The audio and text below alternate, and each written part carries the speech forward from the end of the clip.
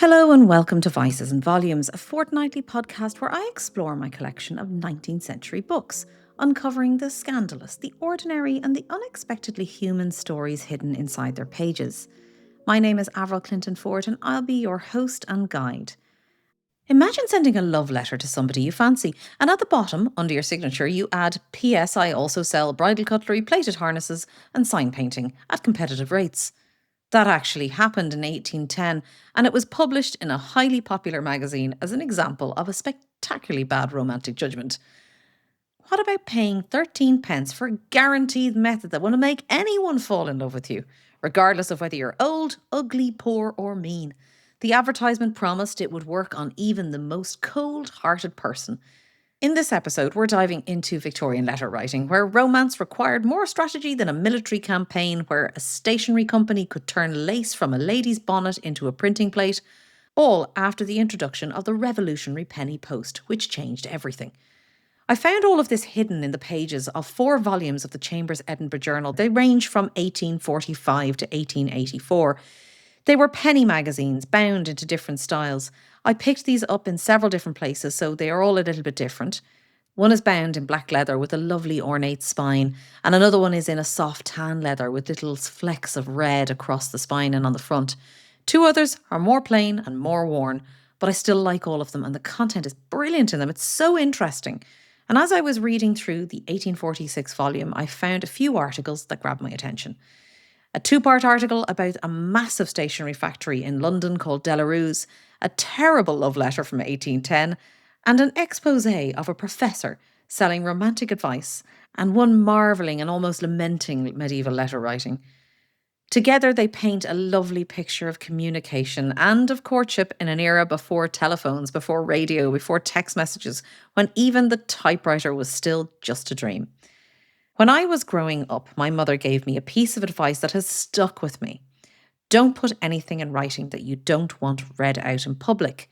She was thinking about letters and notes, perhaps the odd diary entry, particularly at that young age where you put everything down. Today, of course, people broadcast things to the entire world on video that would have made the Victorians faint with shock. But her wisdom points to something fundamental about written communication in the 19th century. Once you put pen to paper and dropped that letter in the post, there was no taking it back, no deleting, no explaining that you were caught up in the moment. The words were there, fixed on paper, permanent, now out of your control, and possibly for anyone to read. The Victorians understood that letters offered something books and formal literature could never provide. In September 1846, Chambers Edinburgh Journal published a remarkable piece on medieval letter writing that makes this point brilliantly. It is a great mistake to think that we can form a full and correct idea of what is taking place at the present moment from books only, and still less of what has taken place at a time preceding our own. The influence of ideas upon ideas, of one literature upon another, leaves its traces in books, and may be found there. But the living action of man upon man, and of one society upon another, too commonly disappears from the eye when the tomb has closed upon the generation. It is this which forms the great value of letters from a historical point of view. We can hope to discover and feel what people really were at any given time before our own. It will not be literature, properly so called, that will give us the means, but that which has been said, done, and written by people who never thought of publication. This is the paragraph that really caught my attention and resonated with me, because the books that I've been reading are first-hand accounts. They are the first time these things were written down. And I pick up a lot of my books from reading the references in other books that I read on history. And what I found so interesting about it was sometimes it was taken slightly out of context or didn't make sense anymore because it had been quoted over and over again. Whereas when I began to read it in its full context as part of a book, I found books that were very funny that you didn't think were going to be funny. You found books that had information that you never expected to see. And also you found the real context that that quotation was built in. And sometimes the meaning changed dramatically. So I had a great appreciation for what he said here. An author may be playing a part in his book. At any rate, he may have a certain definitive character to maintain under the eyes of the public of his own time and, as he hopes, of posterity. But letters are always genuine evidence, so far as they go, insomuch as they are all necessarily written in the spirit of the age in which their writers lived. Letters are time machines, unfiltered glimpses into people's real thoughts, unpolished by posterity's expectations. Even in 1846, the Victorians recognised this, studying letters from centuries past while still deeply embedded in their own letter writing culture. And this is exactly why these Chambers Edinburgh Journal articles are so valuable. They weren't writing for us now. They were writing for the contemporaries, capturing everyday details of Victorian life, the factories, the social customs, the absurdities, without any idea that I'd still be reading them at my desk 180 years later to you in a podcast. So, what was letter writing actually like in 1846? I'm going to take you to Delarue's factory in London that was literally industrialising romance itself.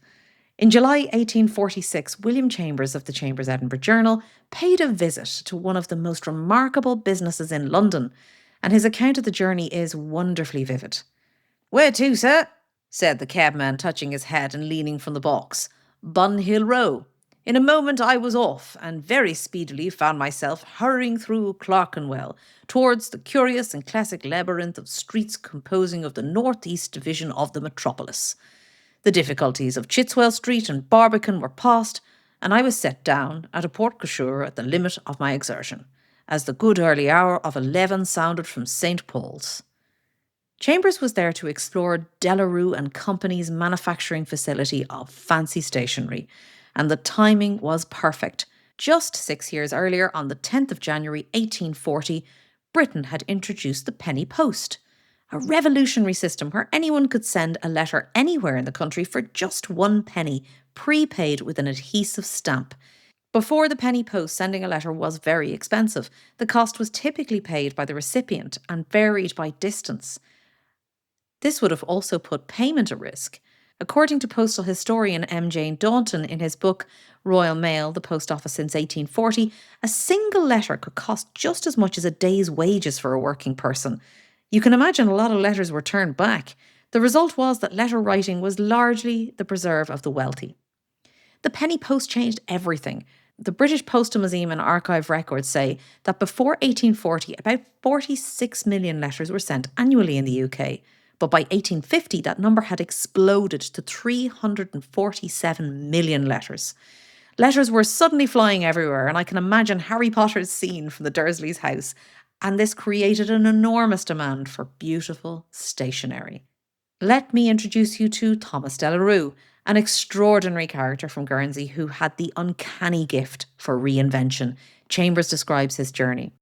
"Mr. Delarue is a native of Guernsey and was bred into the business of a printer. He afterwards abandoned his profession and was engaged for a number of years in London as a manufacturer of straw hats. In consequence of successive changes in fashion, which ended in the general disuse of straw bonnets, this ingenious person was several times ruined, but possessing a boundless buoyancy of temperament, and with inexhaustible inventive faculties, he has always alighted on some fresh novelty, and recovered from his former position." When women stopped wearing straw bonnets, Delarue tried making them from embossed paper. When that trend died, he pivoted to playing cards and stationery. The man simply refused to stay defeated, and when the penny post created a massive new market for letter writing materials, Delarue was perfectly positioned to supply it. The scale of his operation was staggering. Chambers describes the consumption of raw materials, and this will blow your mind. Of this article, 45,000 reams valued at £30,000 are consumed annually, a quantity so great that it would require 3 mills for its production. Of the articles used, such as colours, oils, varnishes, leather, and gold and silver leaf, the value may be set down at from £10,000 to £12,000. I'm going to put that in perspective. £30,000 in 1846 would be worth approximately 3.8 million today, according to the National Archives currency converter. This wasn't a small operation, it was industrial manufacturing on a massive scale. But what really impressed Chambers was Delarue's philosophy on business. The man showed him around and mentioned something that caught his attention. "It sounded new to me in general, Principles of trade to be told that no man can now expect a great success in any fancy manufacture unless he competes with himself. Competition with others won't do any longer. The true art consists not of wanting to be stimulated by rivalry, but in bringing out fresh novelties at proper times, one after the other, and so gaining a command, as if it were, over the public taste. Compete with yourself. Don't wait for rivals to force you to innovate. Constantly reinvent before anyone asks you to. It's the kind of business wisdom that sounds modern, yet here it is in 1846. The innovation that truly amazed Chambers was the electrotyping process, early reproduction technology that sounds almost like science fiction. The electrotyping, which was carried on by means of large troughs full of the appropriate liquids, is employed to multiply costs of any engraved or otherwise figured surface. Mr. Delarue has carried his ingenuity so far in his branch of art as to produce an electrotype plate in copper from the finest lace, and has hence been able to impart the effect of lace printing in colours. How curious is that piece of delicate tissue taken from a lady's cap that can, by means of troughs, acids, and other materials, along with electric action, may be made to produce a solid plate of copper from which the pattern of the original can with facility be printed. As I thought about this, it occurred to me how amazing this actually was. You could take lace from a lady's bonnet and turn it into a printing plate. Your love letter could be decorated with the patterns copied from your beloved's clothing. It's romantic and maybe a little stalkerish by modern standards, but it's absolutely revolutionary for the time. The factory also produced playing cards, and Chambers was fascinated by the process and the naming conventions. The sorting into quantities takes place and requires much sharpness of hand and eye. Inspected minutely as they pass through the hand, they are thrown into 3 heaps. From one which are made up of packs called moguls. From the second are made up Harrys, and from the third Highlanders. The mogul cards are prime quality and the highest price, and they have no speck or flaw on either back or face. The Harrys have each a single speck on the back or face, and the Highlanders have 1 or more specks on both sides. Why portraits of the great Mogul Henry VIII and the Highlander became the symbols of different grades of playing cards, Chamber admits he never discovered. Some mysteries, it seems, were impenetrable even in 1846. The human side of the operation was equally impressive. In the pasting room, workers created the internal structure of playing cards with remarkable efficiency. The weekly wage of a good paster is about £2, and some can realise as much as 50 shillings. 50 shillings a week was excellent money for 1846 when you consider that the skilled tradesman might earn 15 to 20 shillings per week. These weren't just factory workers, they were craftsmen whose precision was valued and compensated accordingly. The business was international too. Chambers notes that Russia was once one of the best customers for playing cards until the Russian government decided to manufacture them domestically. In Russia, card playing is a universal amusement and will, in all probability, continue to be so while the people remain illiterate and political speculation is attended with danger. To supply the demand for cards, the government took the fabrication of the article into its own hands, and with much liberality not only purchased from Mr. Delarue a knowledge of the manufacture, but induced his brother to take the entire charge of the establishment in which the cards are made. The quantity of cards thus made annually for Russian consumption is 1,000,000 packs. 1,000,000 packs of cards annually, all based on Delarue's methods. That little stationery company would go on to become something even more remarkable. According to the company's own historical records, Delarue's grew to become the world's largest commercial banknote printer, designing and producing currencies for over 69 national currencies and operating in 140 countries. They survived both world wars. Their London factories were destroyed in the Blitz on September the 11th, 1940, but they managed to fulfill all critical orders with help from other firms. In July 2023, Delarue's was purchased by Atlas Holdings and delisted from the London Stock Exchange, ending nearly 200 years as a public company. From Thomas's modest straw hat business to printing the money that powers the modern economies, that is quite a journey from a company that started making elegant writing paper for Victorian love letters. So you're about to send your love letter. You've got cheap postage thanks to the penny post. You've got access to gorgeous stationery courtesy of the industrial innovation. And you've got beautiful paper, elegant envelopes, and maybe even some lace embossed designs. All the tools for romance are at your fingertips. Surely this was the golden age of love letters, when romance bloomed through elegant correspondence and hearts were won with the well-chosen words on beautiful paper. Not exactly. Because while the Victorians had invented efficient mail delivery and industrialised beautiful stationery, they had also constructed a social system that made actually meeting someone roughly as complicated as negotiating a peace treaty. It is the 1850s and you're a gentleman who spotted an attractive young lady in the library. You can't just walk up to her, though, and say hello. You can't suggest a meeting at the cinema. They won't exist for another 50 years. You can't even make eye contact for more than a socially acceptable 3 seconds without risking a scandal. Your only option was the carefully crafted letter of introduction, and not just one letter, mind you. It was a whole process, an obstacle course. First, you had to write a letter to the lady herself, essentially cold calling her by post.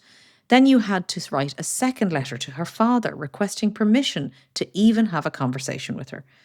Enter Miss Isabella Beeton, the stern Victorian oracle who decided to solve this problem by publishing template letters for every conceivable romantic disaster. Mrs. Beeton is better known today for her doorstopper of a book on household management. Essentially, it was a Victorian manual for running a household like a small military operation and provided enough recipes to do you for a lifetime. But she also produced the Complete Letter Writer in 1894, which provided a ready-made correspondence for every romantic, business and social situation. These templates are magnificent in their level of stiffness. Reading them today is like watching someone try to express passionate love only using the language from a legal contract. So to begin with, here's a gentleman writing to a father requesting permission to court his daughter. This gentleman is new to the area. Cupid has struck him and he's gained the courage to send the required letters. Sir, having only arrived recently in this neighbourhood, I am unable to introduce myself in any other way than by frankly stating that I wish to pay my address to your daughter. I took the very great liberty of writing to her in the first instance, and the letter I wrote you have no doubt seen. Let me hope that you understand how anxious I am to act in no other respect than as a gentleman, so unfortunately circumstanced in the respect of acquaintances here, that he had no choice but to adopt a course which is most unusual and in some cases unpardonable. I am a son of Mr. Joyce, insert somewhere respectable, and my friends are respectable, if not wealthy. I have assisted my father in business for many years past, and in the course of 1 or 2 more years I will be admitted a partner. Were you to allow me to call upon you, I could more fully explain my position and prospects. This poor fellow is essentially writing, I know I'm a stranger, and this is awkward. I'm not a weirdo. Can we just talk? Notice he has to lay out his position and prospects like he's applying for a mortgage. This isn't romance, it's a business proposal that happens to involve feelings. For the upper classes, it was even more elaborate. Marriage among the aristocracy and wealthy merchant classes involved massive agreements and contracts, property settlements, family negotiations. According to Lawrence Stone's study that covers the family and marriage in England 1500 to 1800, these were first and foremost economic transactions among the elite, with romantic compatibility being a delightful bonus if it happens to occur. A bit like finding that your arranged business merger also came with free biscuits. But let's get to the really good bits, the rejection letters. Victorian ladies had to master the art of crushing a man's dreams while maintaining absolute politeness. Here we have a template for a lady responding to a gentleman who is essentially a stranger. Sir, while sensible of the great honour you wish to confer upon me, I cannot conceal my surprise that you should think me capable of acting with the propensity which has characterised your step. Until the other day we were entire strangers to each other, and I do not remember one instance where look, act, or word of mine could be interpreted as meaning encouragement. In modern language that would be, thanks for the compliment, but what on earth made you think this was appropriate? We literally just met. I didn't even smile at you. Where did you get this idea?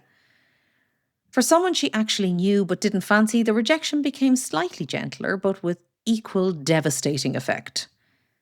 I assure you that I feel highly flattered in regarding the letter you sent me yesterday, but we have met so very, very seldom that I am afraid you have acted from impulse rather than from good, honest sense which your friends, and I among the number, give you credit of possessing. This translates as, I like you as a person, but you're being absolutely ridiculous, cop on.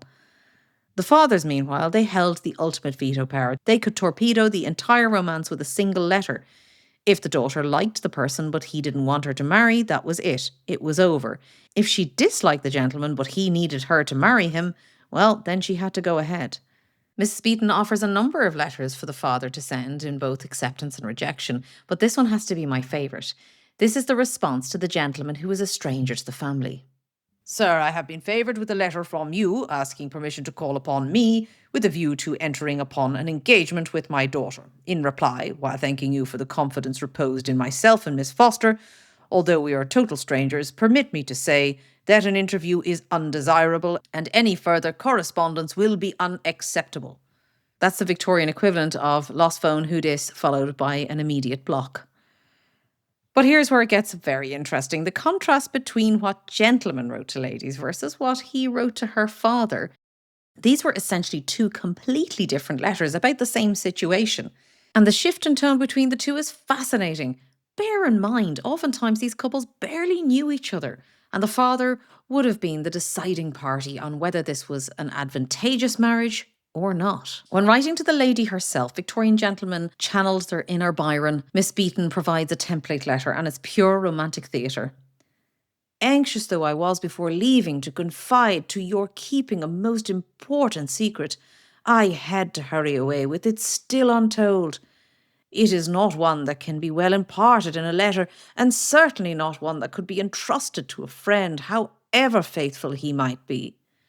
It must be whispered to be really liked, and that in some quiet spot, away from jealous eyes and curious ears. Secrets, whispers, quiet spots away from jealousy. The template continues, the temptation goes on. The truth is that I love you, and I cannot rest while the secret remains untold, and until I know whether there is sorrow or happiness in store for me. Let me strive to earn something more than your regard. I will wait and watch and work and love and curb my impatience. If you but tell me, I may hope. Do not hastily say nay. Give me the benefit of every doubt, and let your heart, not your judgment, decide. Let your heart and not your judgment decide. Excellent advice when making a life-changing decision. Don't think about it, just feel. And the lady's templated response is equally swept up in the romance. I am sure, however, you will quite understand me when I say that I have known and believed in you many a long day ago, and that when your attentions became marked, I prayed to be made worthy to become yours. She prayed to be made worthy. She's known and believed in many a long day ago. Now compare that to the romantic language that we saw in the letter to her father. I have assisted my father in business for many years past, and in the course of 1 or 2 more years I will be admitted a partner. Not a whisper about secrets or prayers to be worthy, just I have a job. Well, I almost have a job. My family isn't wealthy, but we are respectable. Here are my prospects. Can we discuss terms? It's like maintaining 2 separate romantic personas, Lord Byron for her, Lloyd's of London for him.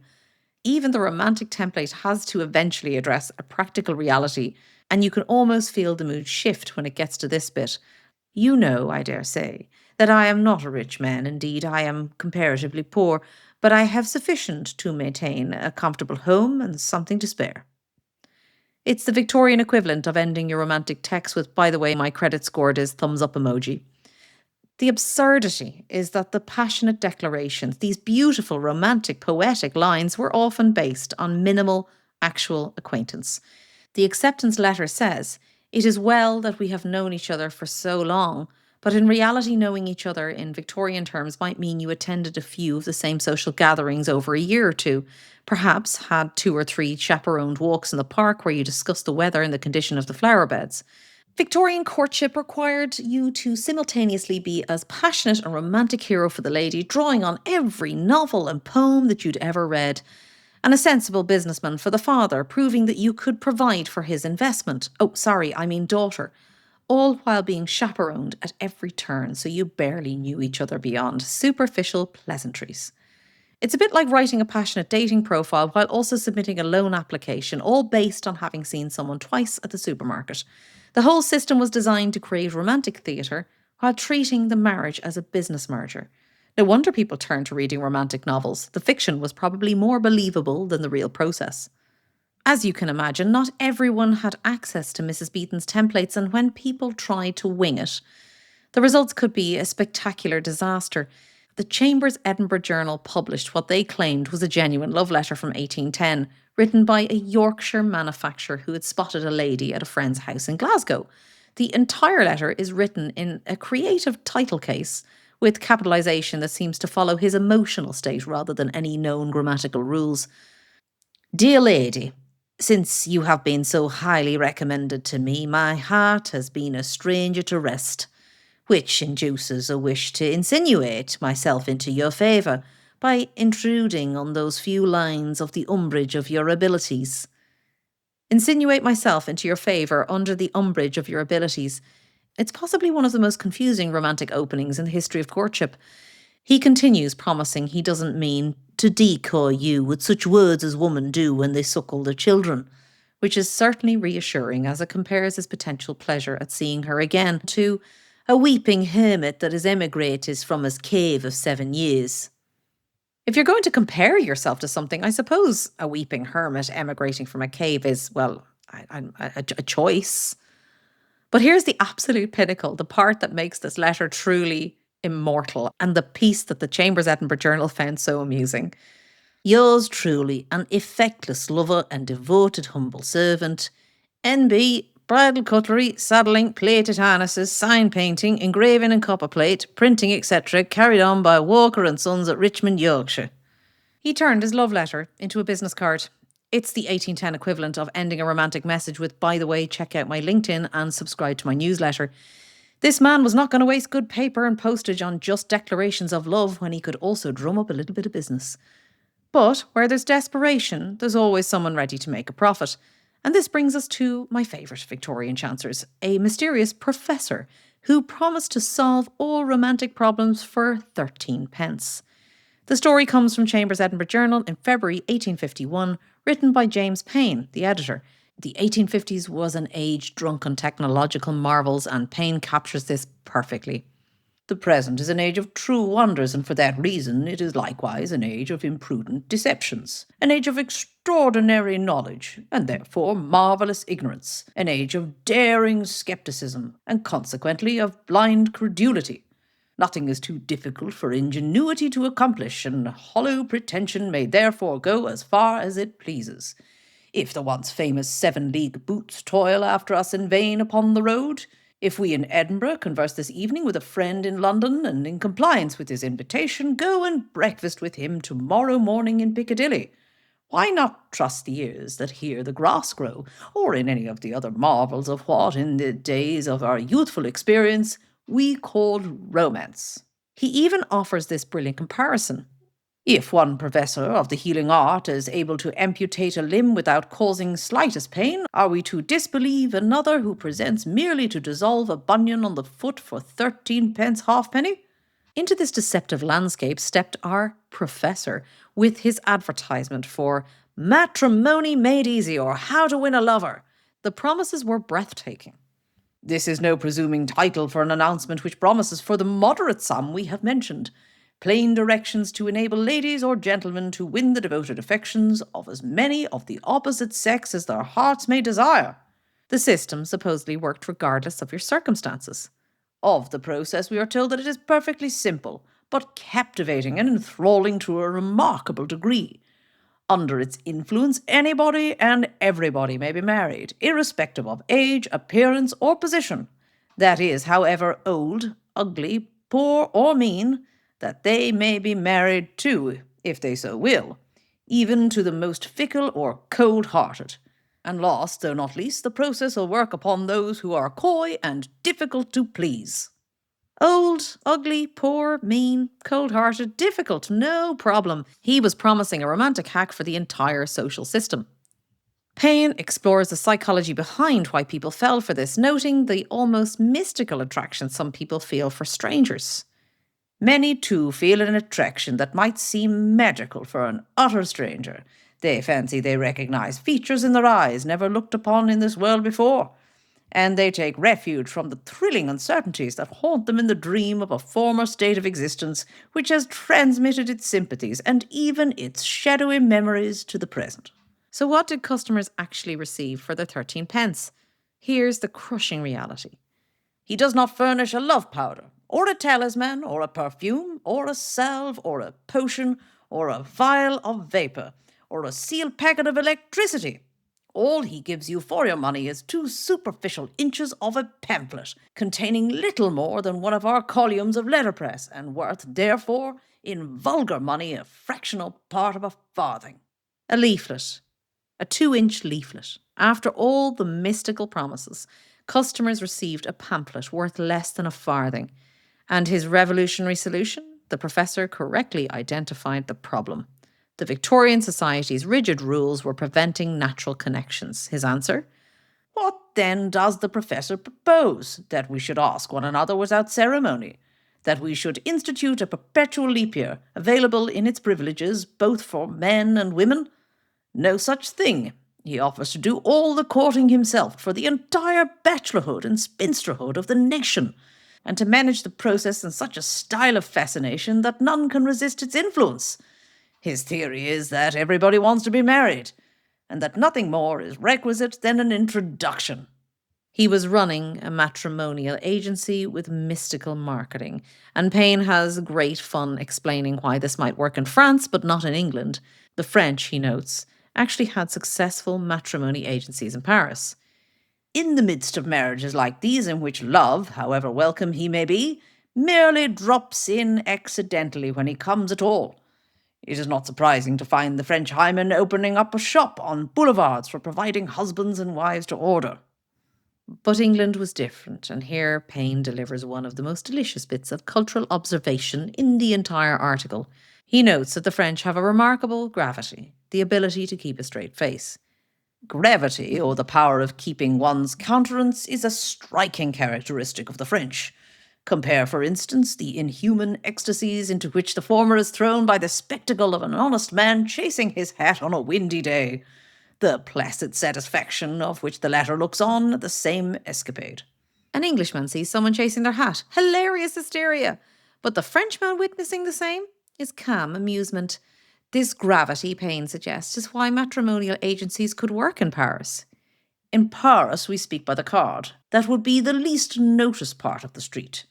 The passers-by, even the lowest classes, would refrain from turning their heads, and it would not be till they were some doors beyond that a silent twinkle of the eye, or at most a quiet smile, would show that they were not insensible to the associations of the spot. The ultimate verdict on our professor? The professor wasn't selling romance, he was selling the fantasy that romance could be purchased, packaged, and delivered like any other Victorian innovation. Sound familiar? He was essentially running a Victorian dating app, complete with premium features that promises the right algorithm could solve the mysteries of the human heart.